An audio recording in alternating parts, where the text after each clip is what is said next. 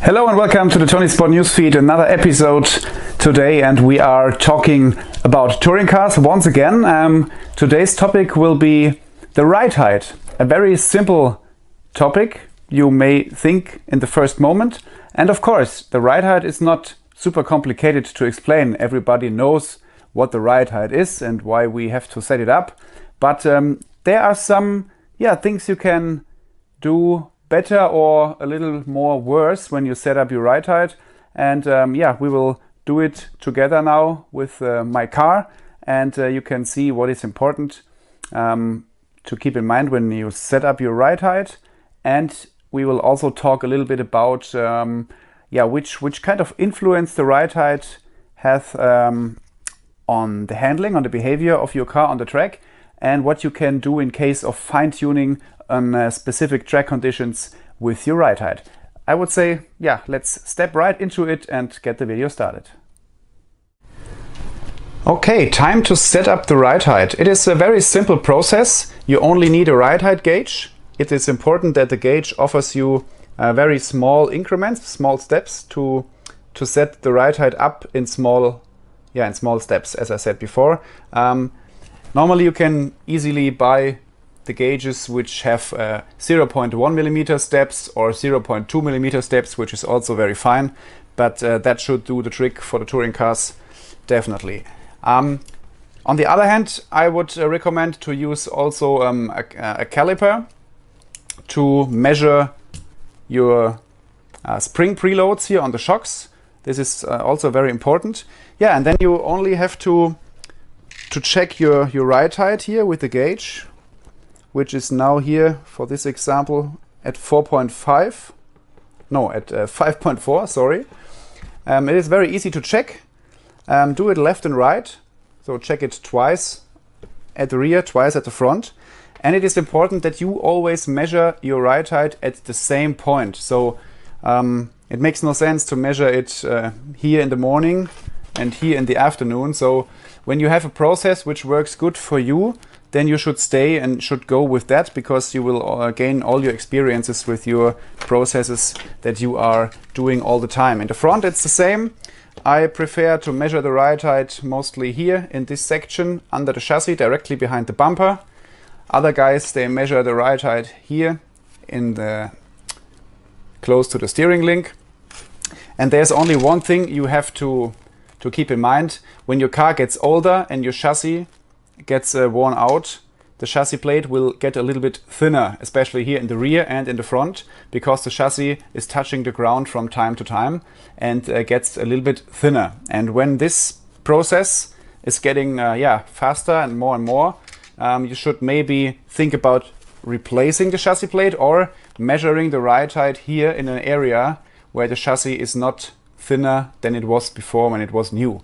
So always keep that in mind. When the chassis gets extremely thin, it makes no sense to measure the ride height here in the end, because your chassis plate is 1.5 millimeter instead of maybe 2.2 millimeter, which it was when it was a fresh chassis plate. So always keep that in mind. With a caliper, you then can easily measure the distance between the spring, the collar, and the shock case, the shock body, which is 3.37 here on the left side. And when we now check the other side, it is 3.22. So we have a tenth of a millimeter difference, which is really fine.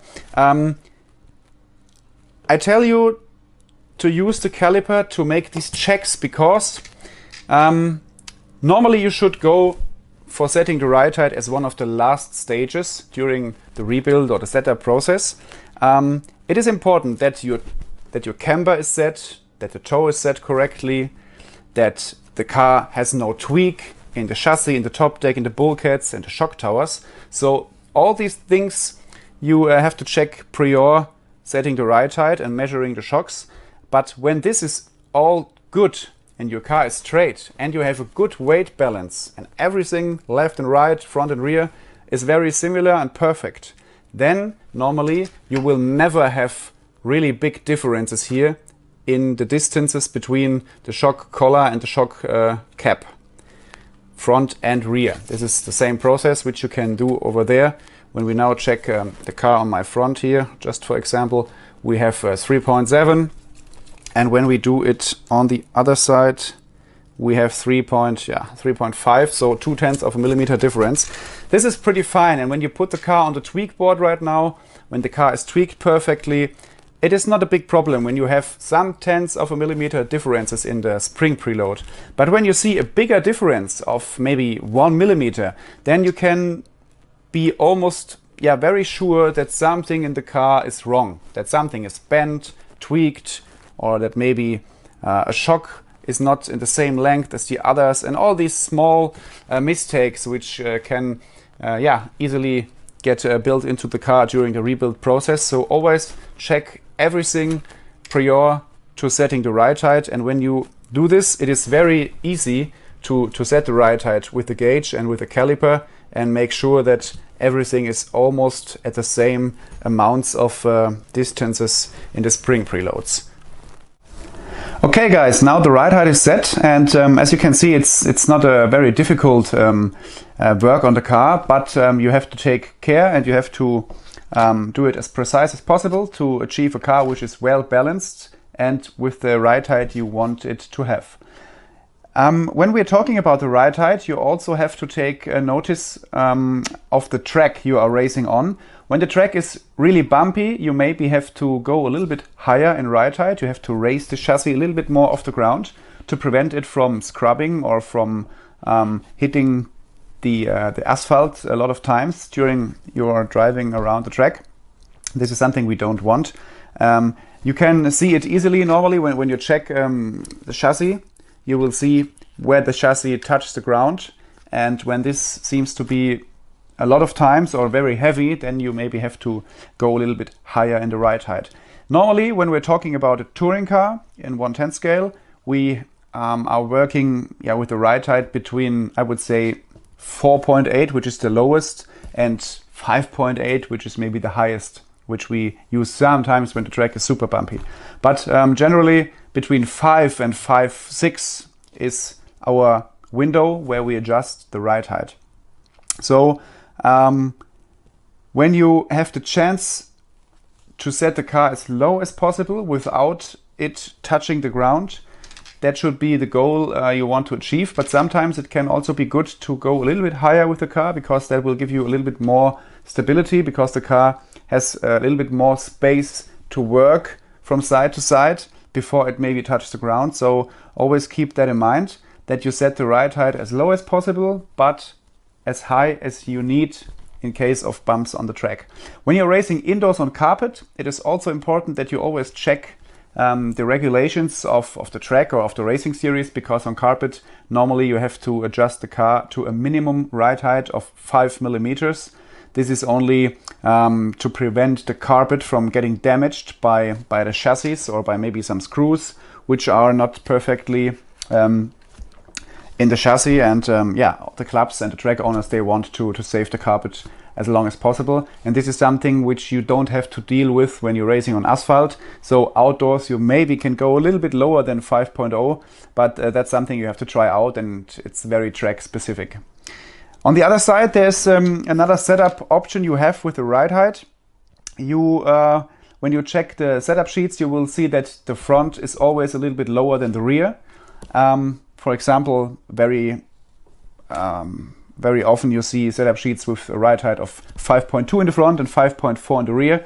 So you have a little ride height split. The rear is 0.1, 0.2 or 0.3 millimeters higher than the front. And this, the reason for that is that a ride height split makes the car a little bit more aggressive and a little bit more precise when you are entering a corner, and it will give you the feeling of a car which is easier to drive to the point you want it to be in the corner. So it's definitely a little bit more aggressive. And when you are playing around with the ride height split, you can see that you can feel some small differences. So maybe when your car is not turning in as sharp as you want into the corner, and you have tried a lot of things on your setup, when you then check the ride height and you maybe drive with 5.0 and 5.2, then try to raise the rear a little bit up to 5.4. So then you have a 0.4 millimeters split in the ride height. And when you increase this split in the ride height, your car will get a little bit more extra turn into the corners and will feel stable as well. So there's nothing to go crazy with, so you should not try a front with 5 and a rear with 6. That's maybe too much of angle then in the chassis, but you can play around with the ride height split in a window, I would say, of 0.5 millimeters, which should be the maximum difference. But you can feel small steps and small changes on the track, and so I think the ride height split is something which is very interesting to try.